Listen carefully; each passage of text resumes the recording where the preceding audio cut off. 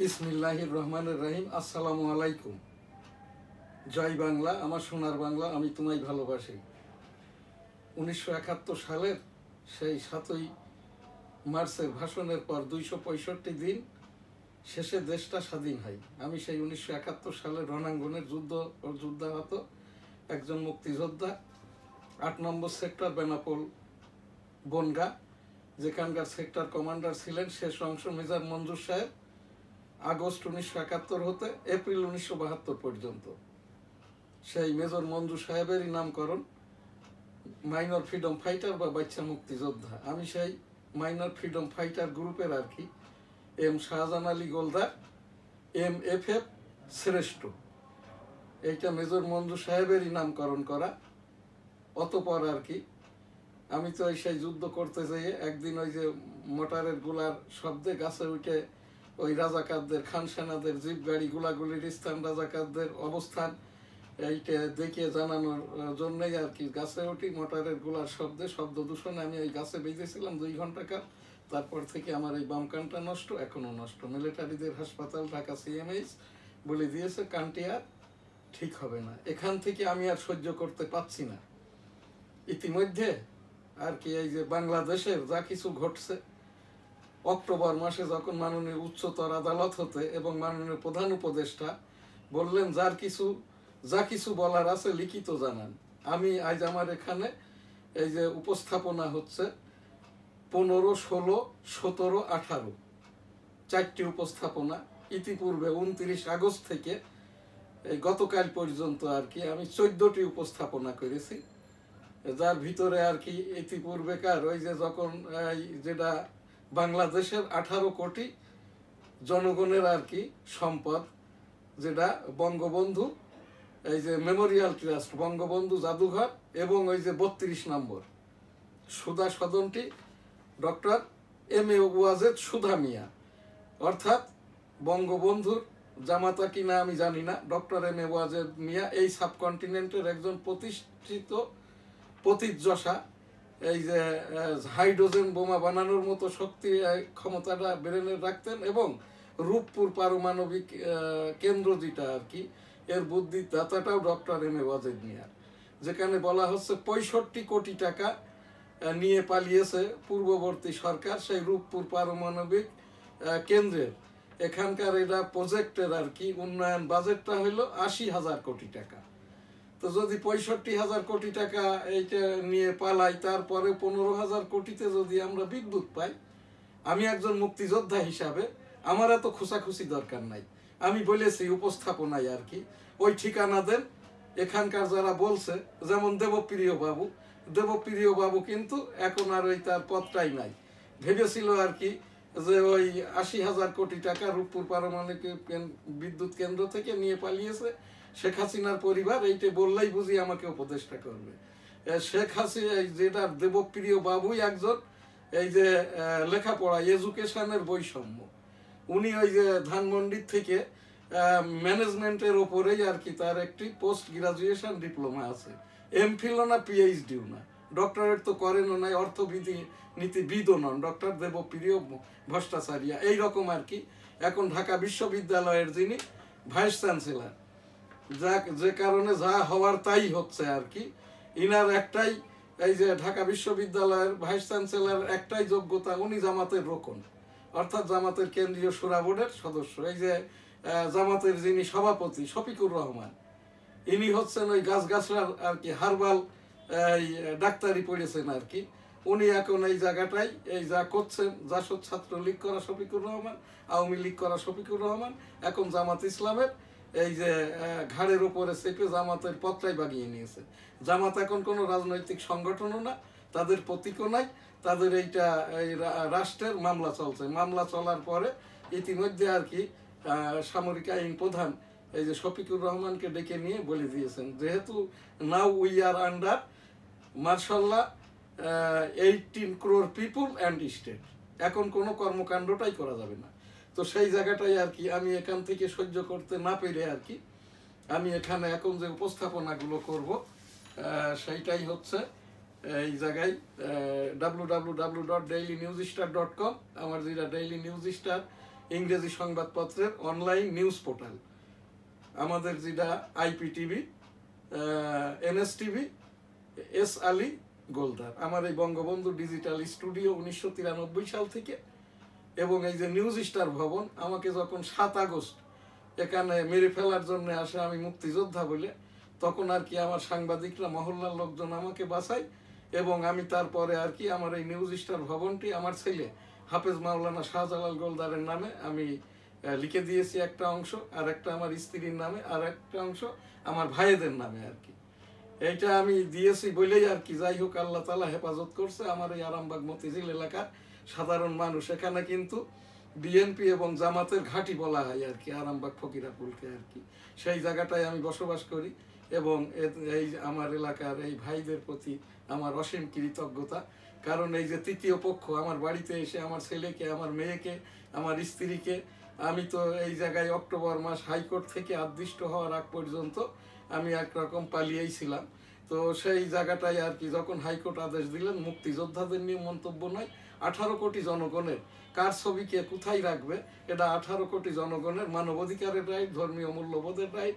এটা এইটা বাড়াবাড়ি না করার ক্ষেত্রে আর কি মানবাধিকার বিষয়ক যে রাইট, সেইটার ওপরেই এখান থেকে আর কি যতগুলো ঘটনা এই দেশের ঘটছে, এই যে যেটা এই ধানমন্ডিতে আর কি সুদা সদন, ডক্টর M.A. ওয়াজেদ সুদা মিয়া এরশাদ সরকারের আমলে এই যে পরমাণু শক্তি কমিশনের চেয়ারম্যান ছিলেন, তখন গণপূর্ত থেকে ডক্টর M.A. ওয়াজেদ সুদা মিয়া এই বরাদ্দটা পাই, ওইভাবেই এখনো আছে। এইটা জয় পুতুল বা শেখ হাসিনার নামে ট্রান্সফারও হয় নাই।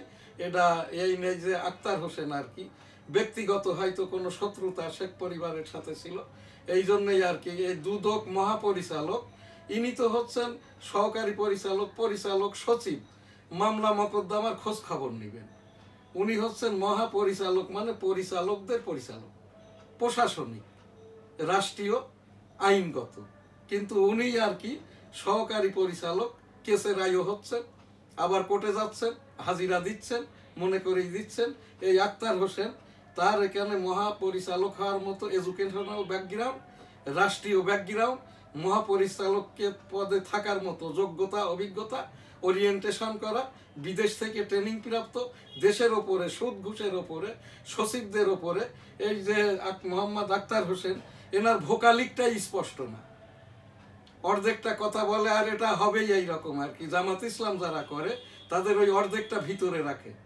এই যে দেশের এই রকম নৈরাজ্য হচ্ছে, এই দেশে তো ধর্ম উপদেষ্টা নাই।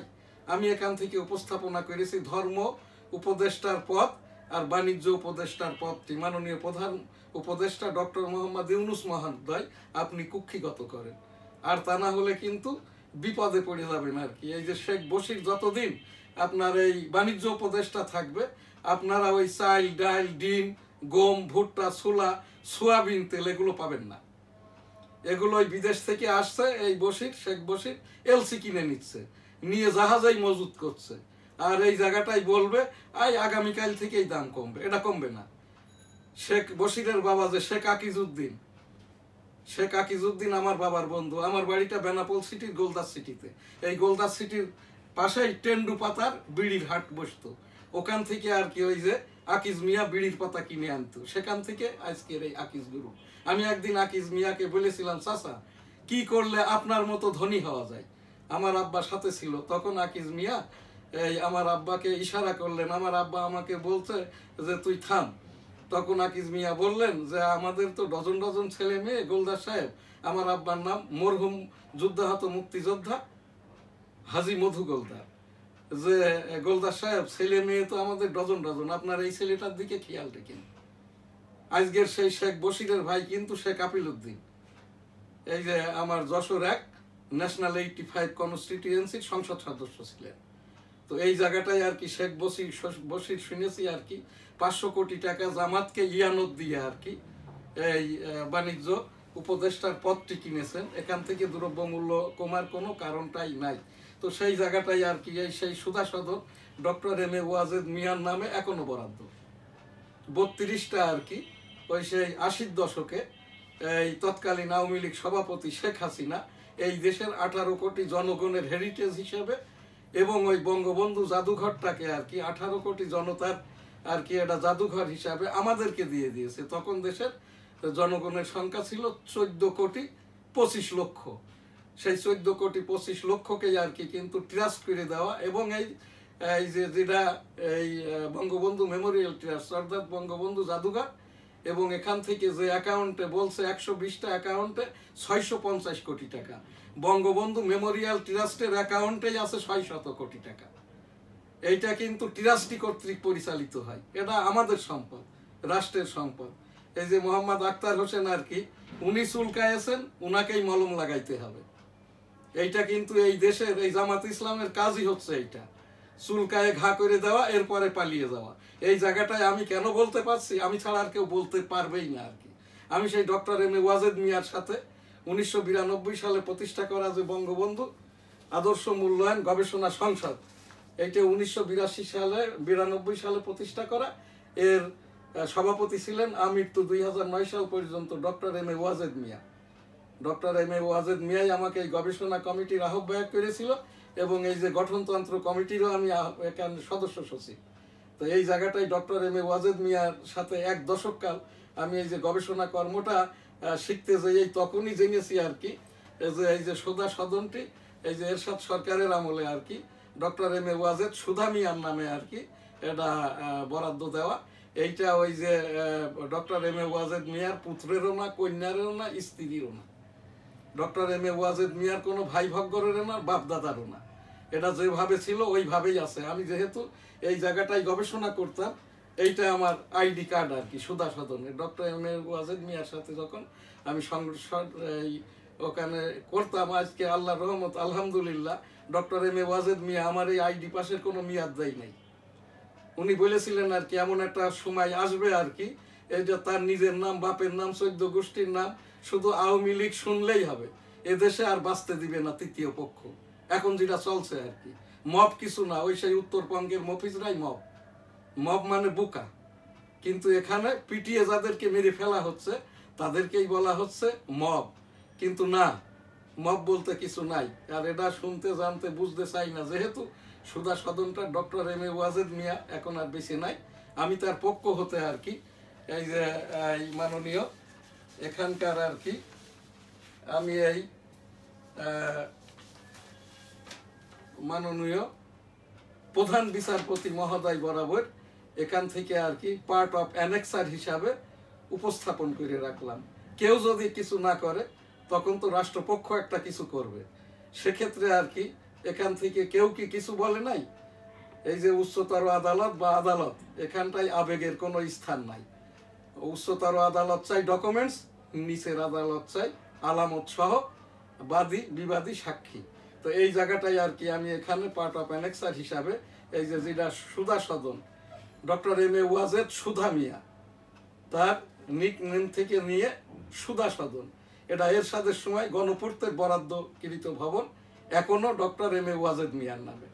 এটা সজীব আহমেদ জয় নহে। ওই যে দুদক মহাপরিচালক বলছেন ডক্টর সজীব আহমেদ জয়, অর্থাৎ উনি এর কোনো ডিটেলই জানে না। নামটা হচ্ছে এই যে সজীব ওয়াজেদ জয়, সাইমা ওয়াজেদ পুতুল।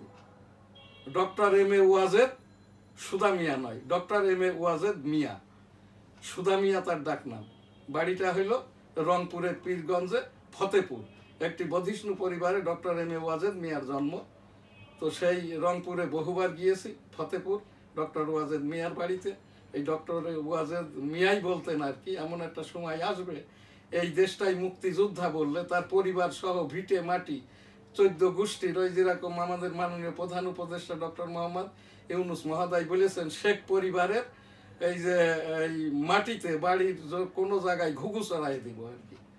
তো সেই জায়গাটাই আর কি এই কাজটাই এখন করছে। যারা মুক্তিযুদ্ধ করেছে তাদের মাটিতে ঘুঘু চড়ানো না, তাদেরকে মেরে আর কি এইটা আমার এখানেই এসছে 7 আগস্ট এবং পরবর্তীতে আর কি বহুবার রাস্তাঘাটে।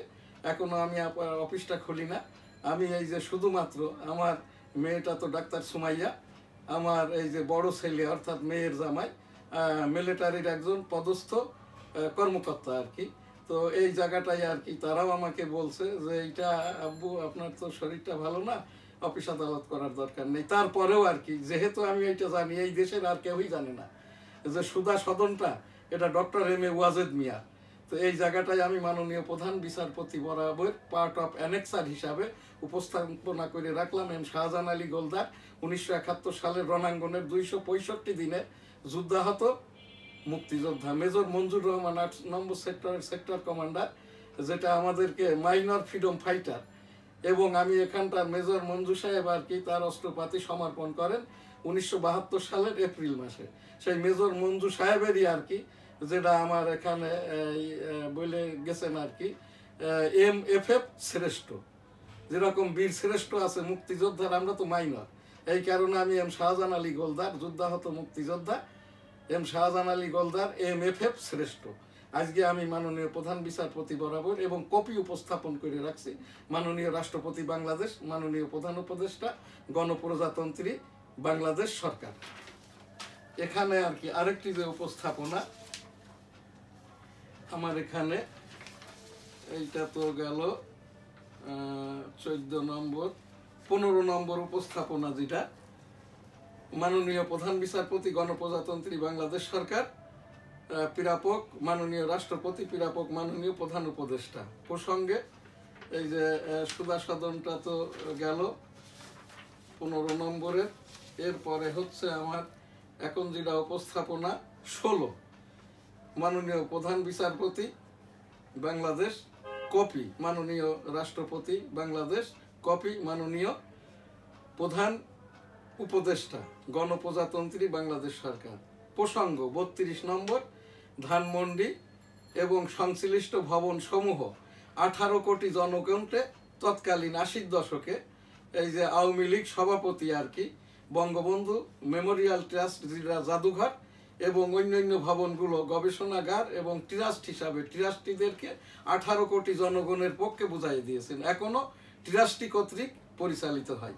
বঙ্গবন্ধু মেমোরিয়াল ট্রাস্টের অ্যাকাউন্টে 600 কোটি টাকা, আর অন্য বাকি অ্যাকাউন্টে আরো যে টাকাটা আছে আর কি। এখানে দুদক মহাপরিচালক আক্তার হোসেন যে প্রচারটা মিথ্যা প্রচার করছেন, আমি এখানে এই যে দেশের 18 কোটি জনগণের পক্ষ থেকে আমি এখানে প্রতিবাদ নয়, এটা কখনো না কখনো রাষ্ট্রের পক্ষ হতে কেউ যদি কিছু না করে রাষ্ট্রের পক্ষ হতে যেহেতু 32 নম্বর এবং এখানকার এই যে বঙ্গবন্ধু জাদুঘর 18 কোটি জনগণকে তৎকালীন আওয়ামী লীগ সভাপতি এটা দিয়ে দিয়েছেন আর কি। এইটা এর আমার একটা হিস্সা আছে, সেই হিসাবে আমি তো মুক্তিযোদ্ধা, আমাকে মেরে ফেলতে আসছে, এই জন্য আমার এখানে ওই সাহসটা নাই যে বাদী মামলা করব। আমি পার্ট অফ অ্যানেক্সার হিসাবে আমি যেহেতু মাননীয় উচ্চতর আদালতের একজন রেভিনিউ বিষয়ক অ্যাডভাইজারি লয়ার 1988 সাল থেকে, আমার অনেকগুলো ডিএলআর আছে, তো সেই হিসাবে আর কি মাননীয় প্রধান বিচারপতি বরাবর আমি এই যে বঙ্গবন্ধু জাদুঘর এবং 32 নম্বর এই বিষয়ক একটি উপস্থাপনা করে রাখছি আর কি। সেই বর্ণনাই হচ্ছে আর কি যে 32 নম্বর এবং এই জাদুঘর 18 কোটি জনগণের সম্পদ। এখানে ভাঙচুর হলে ক্ষতি কার কি হবে না হবে এটা আমার কোনো বিবেচ্য বিষয় নাই। এখানটাই আর কি আমি ওই যে মাননীয় প্রধান বিচারপতি, মাননীয় রাষ্ট্রপতি বাংলাদেশ, মাননীয় প্রধান উপদেষ্টা গণপ্রজাতন্ত্রী বাংলাদেশ সরকার বরাবর আর কি অবগতি সহ এখানে জানিয়ে রাখলাম।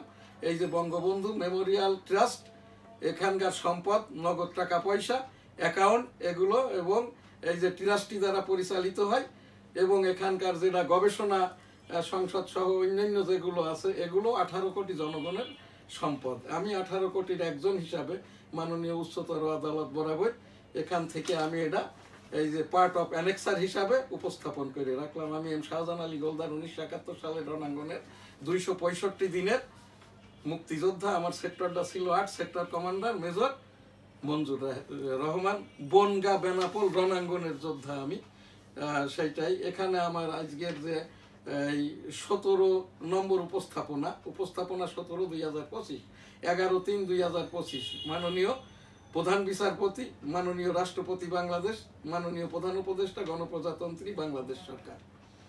এখানে এই যে আমি এখন যে উপস্থাপনাটা করছি এটা হচ্ছে এই আক্তার হোসেন দুদক মহাপরিচালক বরাবর, ইনি ভুলভাল মিথ্যা সত্য তথ্য দিয়ে অধিকাংশ মামলার বাদী হচ্ছেন। আদালতে যেয়ে মহাপরিচালক মানে এই যে পরিচালকদের পরিচালক, প্রশাসন দেখাশোনা করবেন, আইন কানুন ভুল ভ্রান্তি হলে, সচিবের ভুল ভ্রান্তি হলে এগুলো দেখে দেবেন। উনি এই যে বাদী হতে পারেন কি পারেন না, এটা আমি মাননীয় প্রধান এই বিচারপতি বরাবর আমার আর উপস্থাপনার আরেকটি অংশ, আক্তার হোসেনের এই যে দুদক মহাপরিচালক হওয়ার মতো এই কোনো যোগ্যতাটাই নাই।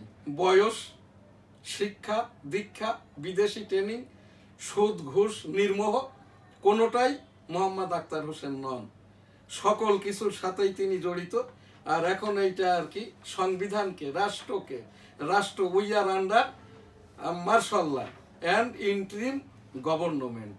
এখন এখানটায় কোনো আর কি কার্যক্রম, রাষ্ট্রীয় কার্যক্রম, এই যে মাননীয় প্রধান উপদেষ্টা, মাননীয় রাষ্ট্রপতি, মাননীয় সামরিক আইন প্রধান, তিনজনের মিলে এইটা বর্ধিত সবার মাধ্যম দিয়ে, মাননীয় প্রধান বিচারপতির মাধ্যম দিয়ে যতক্ষণ না পর্যন্ত নির্দেশনা আসবে, আর এই মন্ত্রণালয় ভিত্তিক অর্থাৎ উপদেষ্টাগণের পক্ষ থেকে এসআরও আসবে, কেউ কোনো কাজটাই কিন্তু স্টেশন প্রধান মামলা তো করতেই পারে না, সাক্ষীও হতে পারে না, এই যে প্রেস ব্রিফও করতে পারে না। দুদক মহাপরিচালক আক্তার হোসেন অযোগ্যতাজনিত কারণে প্রতিনিয়ত এই যে মাননীয় সামরিক আইন প্রশাসক কিন্তু জামাত ইসলামের সভাপতি এই শফিকুর রহমানকে ডেকে নিয়ে বলে দিয়েছে এইটাই লাস্ট, এইটা আমরা এখান থেকে কাজটা করে দিয়ে ভোট করে দিয়ে আমরা ব্যারাকে ফিরে যাব, তারপরে যা কিছু করার রাজনৈতিকভাবে করেন। সেই জায়গাটায় আক্তার হোসেন সেই জামাতের পরামর্শে যেটা করছে, মাননীয় প্রধান বিচারপতি বরাবর মামলার ওপর মামলা করা যায় কিনা, তারপরে আসামি ধরতে যাওয়া যায় কিনা, প্রেস ব্রিফ করতে পারা যায় কিনা, আমি আইন পড়ে যতটা জেনেছি, গণতন্ত্র সংবিধান গবেষণা করতে যেয়ে যতটা জেনেছি আর কি, সাংবিধানিকভাবে now we are under martial law, কাজেই আর কি এখানে কোনো কার্যক্রমটাই করা যায় না। মাননীয় প্রধান বিচারপতি বরাবর, মাননীয় রাষ্ট্রপতি, মাননীয় প্রধান উপদেষ্টা বরাবর উপস্থাপন করলাম আমি এম শাহজাহান আলী গোলদার, 1971 সালের রণাঙ্গনের 265 দিনের যুদ্ধাহত মুক্তিযোদ্ধা। এখানটায় আমার আজকের যেটা উপস্থাপনা 18/2025, 11/3/2025, মাননীয় প্রধান বিচারপতি এই যে কপি, এখানটায় আর কি আমার যেটা উপস্থাপনা এই মাননীয় প্রধান বিচারপতি, কপি হচ্ছে মাননীয় রাষ্ট্রপতি, মাননীয় প্রধান উপদেষ্টা। ভুয়া মুক্তিযোদ্ধা ফারুকি আজম সাহেব, বীর প্রতীকটা তার ভুয়া, এবং তিনি এই যে মুক্তিযুদ্ধ করেছেন কোন সেক্টরে, কোন বিষয়তে, কতজন মেরেছে, কতজন মারতে দেখেছে, মরতে দেখেছে, বীর প্রতীকটা ওনার খেতাবটাকে দিয়েছে এই দেশের একটাই খেতাব, সেটা হচ্ছে একজন তো বঙ্গবন্ধু যিনি সমন্বয়ক, আর একজন হচ্ছেন মেজর জিয়াউর রহমান এক অংশের ঘোষক, আর একজনই এখানটায় এই যে প্রতীকধারী তিনি হচ্ছেন বঙ্গবীর কাদের সিদ্দিকী। এ ব্যতি রেখে আর ওই যে আমার যে নামকরণটা আর কি MFF শ্রেষ্ঠ, অর্থাৎ আমি 1971 সালে যুদ্ধ করতে যাই, রণাঙ্গনে যুদ্ধ করতে যাইয়ে এই যে আমার বাম কানটা নষ্ট, এখনো নষ্ট আর কি, যেটা বহুবার বলেছি, কোনো কেউ যদি দান করে দানবীররা, আমি এই যে আমার এই চোখের কানের এই যে অপারেশনটা করাইতে পারছি না, ফেব্রুয়ারি থেকে এই পর্যন্ত 3বার ডেট পিছাইছি, 5 লক্ষ টাকা প্রয়োজন, আমি টাকাটা জোগাড় করতে পারি নাই। তো এই জায়গাটায় কোনো দানবীর যদি দান করে, আমি একজন মুক্তিযোদ্ধা হিসাবে আমার কোনো কোটা ভাতা সুবিধা প্রয়োজন না, তবে মর্যাদার সেটেলমেন্ট প্রত্যাশা করছি। আর এই জায়গাটায় এই যে আক্তার হোসেন বিষয়ক আমি মাননীয় এই প্রধান বিচারপতি, মাননীয় রাষ্ট্রপতি, মাননীয় প্রধান উপদেষ্টা বরাবর এখান থেকে উপস্থাপন করলাম আমি এম শাহজাহান আলী গোলদার, 1971 সালের রণাঙ্গনের 265 দিনের এই মুক্তিযোদ্ধা। আমি এখান থেকে ইতিপূর্বে আমার যে 14টি উপস্থাপনা, এগুলো সব এখানটায় আছে, ইতিপূর্বেও আমি দেখিয়েছি আর কি। তো এখানে আমাদের আজকের এই যেটা মুক্তিযুদ্ধ বিষয়ক এবং এই উপস্থাপনা বিষয়ক, যেটা আমি এখানে শেষ করার আগে দিয়ে 1971 সালের ভার্চুয়াল এডিটর হাফেজ মাওলানা শাহজালাল গোলদার আমাকে যে অনুষ্ঠানটা দিয়েছেন 1971 সালের এই রকম দিনে, অর্থাৎ 11ই মার্চ কেমন ছিলাম, কোথায় ছিলাম, তখন তো যুদ্ধ শুরু হয়নি, ডামাডোল শুরু হয়ে গেছে। 11ই মার্চ তখন প্রাইমারি স্কুলে পড়ি, ওই তখন আর কি ওই স্কুলেই ক্লাস করছি, এরপরেই তো আর কি মুক্তিযুদ্ধ শুরু হয়ে যায়। এখানটায় আর কি আমাদের সেই যশোর স্বাধীন হয় 7 ডিসেম্বর 1971, গোলদা সিটি পর্যন্ত আসি। জয় বাংলা, আমার সোনার বাংলা, আমি তোমায় ভালোবাসি স্লোগান দিতে দিতে অতপর আর কি চূড়ান্ত বিজয়ের দিন 16ই ডিসেম্বর আবারও আসি। কিন্তু আর কি আমাদের ওই সেই গোলদা সিটিতে থাকা হয় নাই, আমাদের ওই ঘর বাড়ি জ্বালিয়ে পুড়িয়ে খাক পেটে দেওয়া হয়েছিল। তারপরে আর কি আবারও ফেরত যাই ভারত থেকে আর কি। আমরা 1972 সালের এই যে 1972 সালের 22 ফেব্রুয়ারি আর কি চূড়ান্তভাবে আমরা এই ভারত থেকে বাংলাদেশে ফেরত আসি 1972 সালের 22 ফেব্রুয়ারি। এই যে বাচ্চা ছেলেটি আমি, সেই মাইনর MFF শ্রেষ্ঠ, এবং এই বড় ছবিটি আমার প্রোগ্রামরত আর কি। ওই জীবন গাছ, যেটা জীবন গাছ যার নিচ দিয়ে ল্যান্ড ট্যাঙ্কার ঢোকে, ওপর দিয়ে বিমান দিয়ে যশোর ক্যান্টনমেন্ট দখল করে নিয়ে 7 তারিখ দেশটা স্বাধীন হয়। যে পতাকা নিয়ে আমরা আর কি এই যে জয় বাংলা, আমার সোনার বাংলা, আমি তোমায় ভালোবাসি স্লোগান দিতাম, সেইটাও এখানে। তো এখানটাই আর কি আমি আমাদের এই প্রোগ্রাম এখানে শেষ করার আগে হজমরা লাব্বাইক আল্লাহুম্মা লাব্বাইক, লাব্বাইক লা শারিকা লাক লাব্বাইক ইন্নাল হামদা ওয়ান নিয়ামাত লাকাল মুলক লা শারিকা লাক। রব্বুল আলামিন পাক পরওয়ারদিগার বিশ্বের সকল মানুষকে একবার করে হজমরা করার তৌফিক দান করুন, আমিন। পীর মুরিদি আস্তাগফিরুল্লাহ রাব্বিহিম মিন কুল্লি যামবি ওয়া আতুবু ইলাইহি ওয়া লা হাওলা ওয়া লা কুওয়াতা ইল্লা বিল্লাহিল আলিয়্যিল আযীম। আল্লাহুম্মা সাল্লি আলা মুহাম্মাদ ওয়া আলা আলি মুহাম্মাদ কামা সাল্লাইতা আলা ইব্রাহিম ওয়া আলা আলি ইব্রাহিম ইন্নাকা হামিদুম মাজিদ। আল্লাহুম্মা বারিক আলা মুহাম্মাদ ওয়া আলা আলি মুহাম্মাদ কামা বারাকতা আলা ইব্রাহিম ওয়া আলা আলি ইব্রাহিম ইন্নাকা হামিদুম মাজিদ। আল্লাহুম্মা বারিক আলা মুহাম্মাদ ওয়া আলা আলি মুহাম্মাদ কামা বারাকতা আলা ইব্রাহিম ওয়া আলা আলি ইব্রাহিম ইন্নাকা হামিদুম মাজিদ। সুবহানাল্লাহ, আলহামদুলিল্লাহ, লা ইলাহা ইল্লাল্লাহ, আল্লাহু আকবার, ওয়া লিল্লাহিল হামদ। আলহামদুলিল্লাহ রব্বিল আলামিন আর রহমানির রহিম মালিকি ইয়াউমিদ্দিন। ইয়্যাকা না'বুদু ওয়া ইয়্যাকা নাস্তাঈন ইহদিনাস সিরাতাল মুস্তাকিম সিরাতাল লাযিনা আন'আমতা আলাইহিম গায়রিল মাগদুবি আলাইহিম ওয়ালাদ-দাল্লিন। আমিন। জাতীয় উপস্থাপনা, মব ভাইলেন্স এবং সৃষ্টিকারী, আশপাশ পাড়া প্রতিবেশী, আপনার এলাকায় দুষ্কৃতিকারা, ওই যে জেল ফেরত যে 125 জন সহ এখানে 18 জন যারাই আর কি আশপাশে আছে, এটা গোপন সংবাদের ভিত্তিতে আইন শৃঙ্খলা সুপাদ্য করুন। 18 কোটি জনগণ আমাদের অনেক দায়িত্ব। ডক্টর মোহাম্মদ ইউনূস মহোদয় একজন ভালো মানুষ, দেশের জিরো টলারেন্সে আনতে চাচ্ছে। তারপরেও এই যে খুন, গুম, ধর্ষণ, এগুলোর ওপরে ইসলামিক মূল্যবোধের যে রাজনৈতিক দলগুলো, এই তাবলিকি, হেফাজতি এবং এই যে পীর মুরিদি করে চরমনাই, তাদের কোনো কথাটাই নাই। মনে হচ্ছে ধর্মীয় উপদেষ্টা নাই আর কি। আমি 18 কোটি জনগণের উপর থেকেই আর কি এখানটায় আমার এই যে উপস্থাপনা আর কি। আমরা যদি সোচ্চার হই, আমরা ধরিয়ে দিই এদেরকে।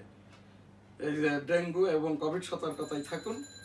প্রতিদিন সিটি কর্পোরেশন একবার করে মশার ঔষধ স্প্রে করুন। আলহামদুলিল্লাহ, আল্লাহ হাফেজ। জয় বাংলা, আমার সোনার বাংলা, আমি তোমায় ভালোবাসি।